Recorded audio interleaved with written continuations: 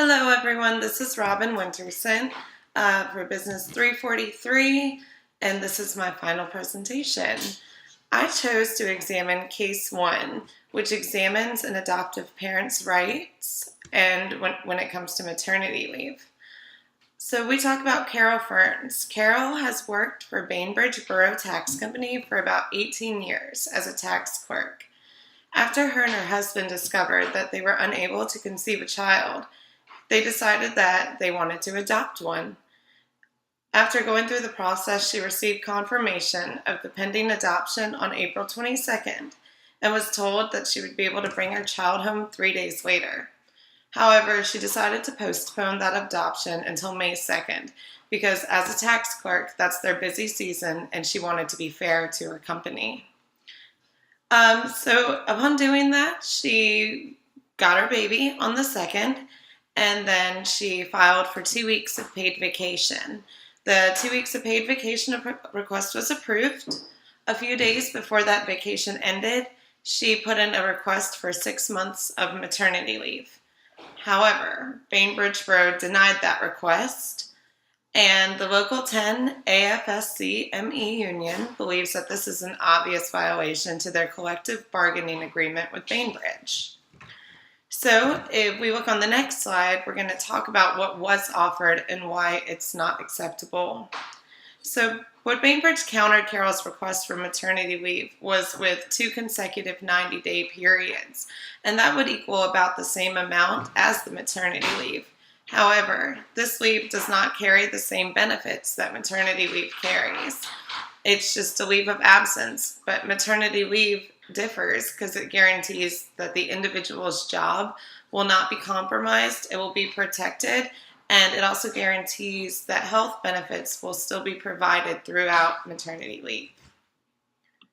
So as the legal counsel in this position, I've determined that Bainbridge is in fact in violation of the collective bargaining agreement between itself and the union.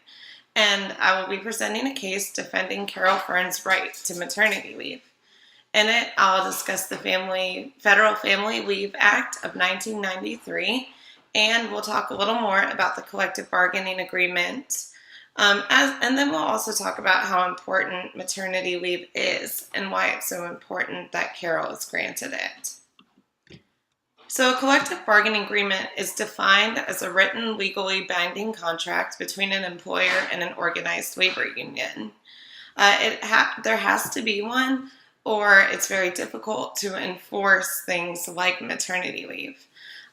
Specifically in Article 10 of that collective agreement, it is stated that all maternity leave that does not exceed 6 months is to be granted. That's also backed up by the Federal Family and Medical Leave Act. This act was introduced in 1993, and it entitles eligible employees of covered employers to take unpaid, job-protected leave for specified family and medical reasons.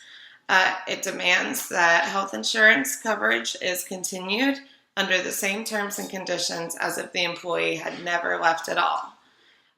It covers birth parents of a new child, someone experiencing a serious health issue that is affecting his or her employment, and any employment who is placed with a child for adoption or foster care purposes within 1 year of that child's placement.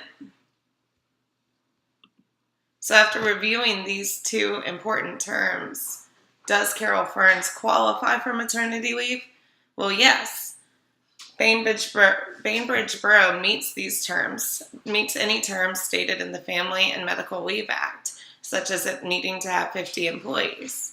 And then Carol meets the terms as an employee because she has worked there longer than 12 months and works more than 25 hours per week. And then after revisiting Article 10, since she qualifies for the Family Medical Leave Act, she most certainly should have been granted that maternity leave.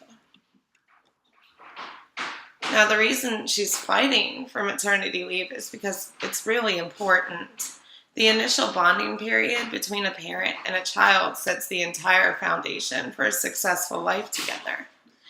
And mothers who only return to work after 3 months experience higher rates of depression, stress, and compromised over health. Having a guaranteed leave that protects one job eases the stress of being a new parent, which is definitely a stressful enough job.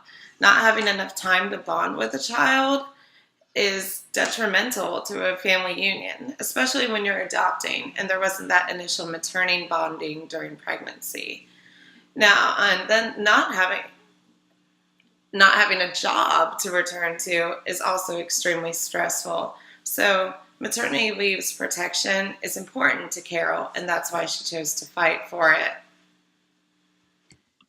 But you have to wonder, maternity leave has always kind of been a continuous struggle, as is paternity leave and parental leave in general. The FMLA was the result of a 20-year legislative compromise. It took a long time for us to get where we are. And that the Family and Medical Leave Act was really praised for balancing the needs of the workplace and the needs of family. But despite it passing, businesses still felt that job protected leave could negatively affect the profitability of business and hurt their bottom line. Even though the leave isn't required to be paid, it can still be a source of conflict between employer and employee. So, in conclusion, Carol Ferns did have to seek legal counsel to claim her right to maternity leave. She had to fight for it, but she is entitled to it. This is due to the support provided by both the collective agreement and the Family Medical Leave Act of 1993.